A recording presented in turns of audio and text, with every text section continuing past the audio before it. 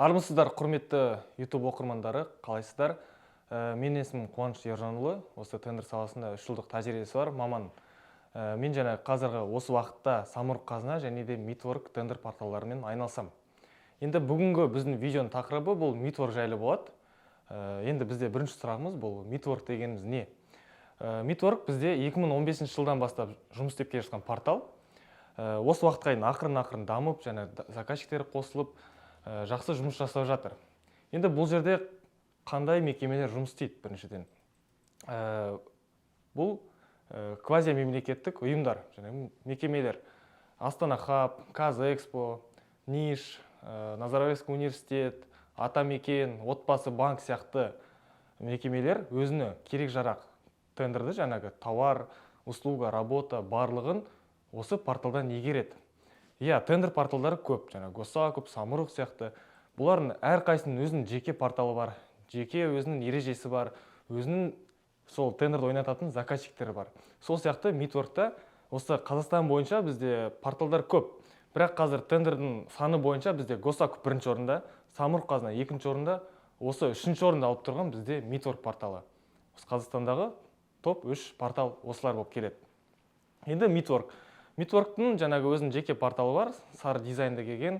Бізде енді Meetwork'ты көбісі білмей жатыр. Кезінде осы бір жыл бұрын Meetwork порталын қарап жүргенде, мысалы бір тендер ойнатылады, ручка. Бір штугына 250 теңге, 230 теңге береді.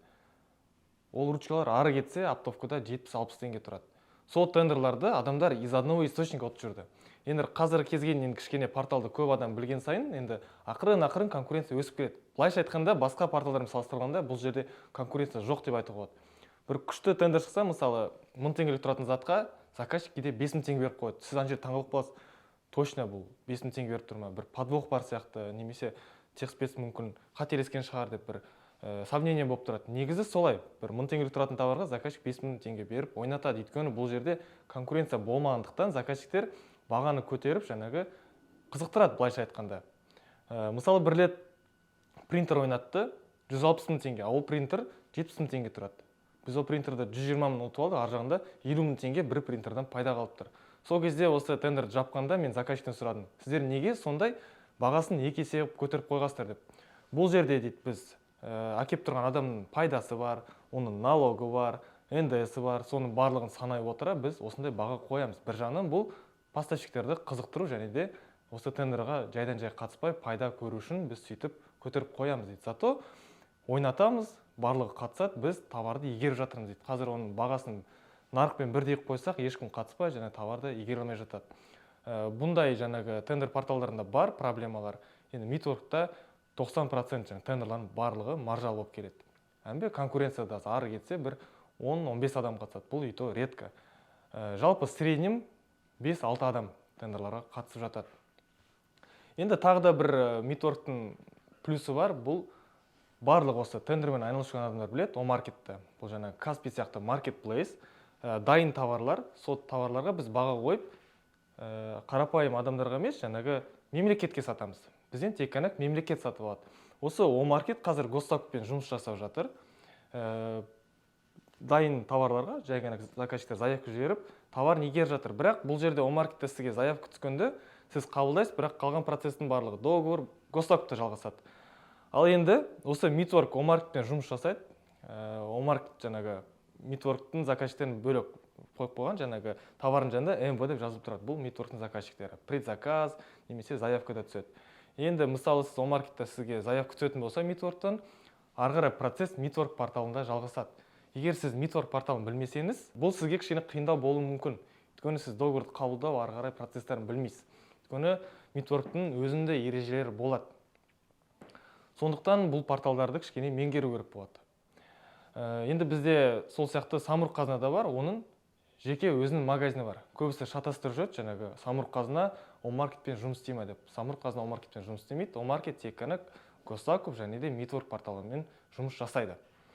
Тағы да қандай тендерлар ойнатылады? Жиі қандай тендерлар ойнатылады? Meetwork'та ең көп ойнатылатын тендерлар бұл IT саласындағы товарлар, жаңағы компьютер, сол компьютерға қатысты оперативная память, материнская плата дейді. Сол сияқты товарлар көп ойнатылады. Бірақ бұл тек қана олар ойнатылады деген сөз емес. Енді бұл мекемелер болғандықтан бұлар кез келген товар, работа, услуга ойнату мүмкін. Даже СММщиктің жұмысы жаңа жылда аяз ата болу деген услуга да болды. Товарларға келетін болсақ, бұл медицинский да болуы мүмкін, хозтовар, строительный материал. Соның ішінде енді көп ойнатылатын IT товар болып шығады. Бұлай жалпы айтқанда барлық нишалар бұл жерде бар, ойнатылады.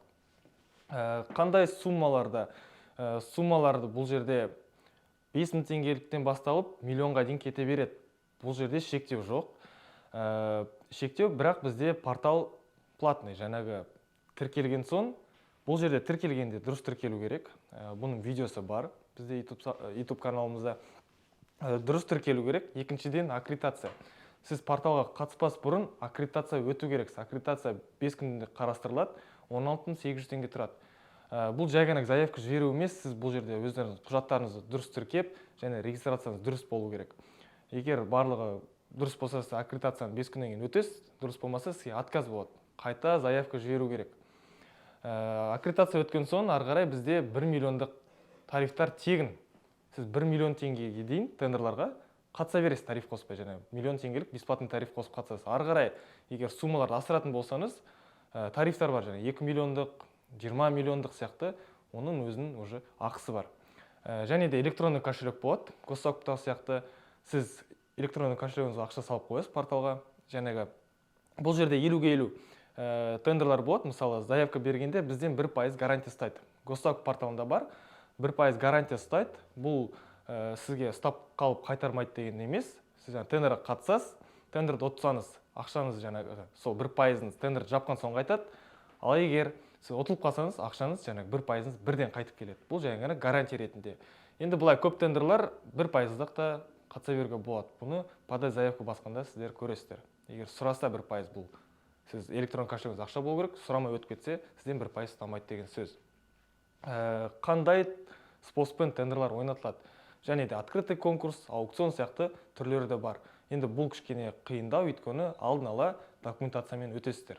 Одан кейін Митворк порталында товарды жеткізу уақыты, бұл Госсокқа ұқсас 5 күн болуы мүмкін, немесе 15 күн. Бұл жерде де сізге договорлар келеді. Бірінші договор бір күнде қабылдау керексіз, екінші договор 3-4 күн береді.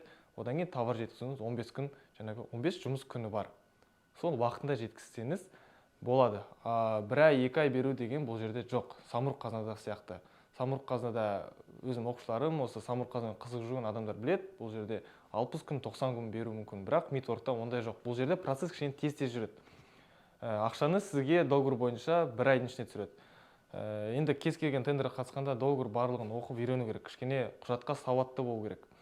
Құжат жағына келетін болсақ та, бұл жерде заказчикке байланысты неше түрлі шаблонмен құжаттар сұрау мүмкін. Сіз соның барлығын оқи білу керек тендерге қатысқанда. Заявка бергенде де бұл жерде заявка беру процесі барлығында бірдей емес. Жай бағасын қойдым, подать заявку емес. Сіз тендердің документациясын қарайсыз, условиясын қарайсыз, соған байланысты құжаттамасын дайындап, заявка бересіз. Ал егер сіз оны қарамай, как попало, жаңағы документті тіркеп заявка берсеңіз, сізге отказ болады. Сондықтан кішкене документация барлығына мұқият қарап, барлығын оқи білейік. Бұл өте маңызды тендер саласында. Енді біз Митворк порталын шын көрсетіп, тендерлары қандай, оның барлығын келесі видеода көрсетеміз. Ал егер де осы видео ұнаса, қолдап лайк басып және комментарий жазып кетіңіздер. Егер көп лайк жиналатын болса, Митворктың шын көрсетіп, тендерларын көрсетіп, келесі видео шығаратын боламыз.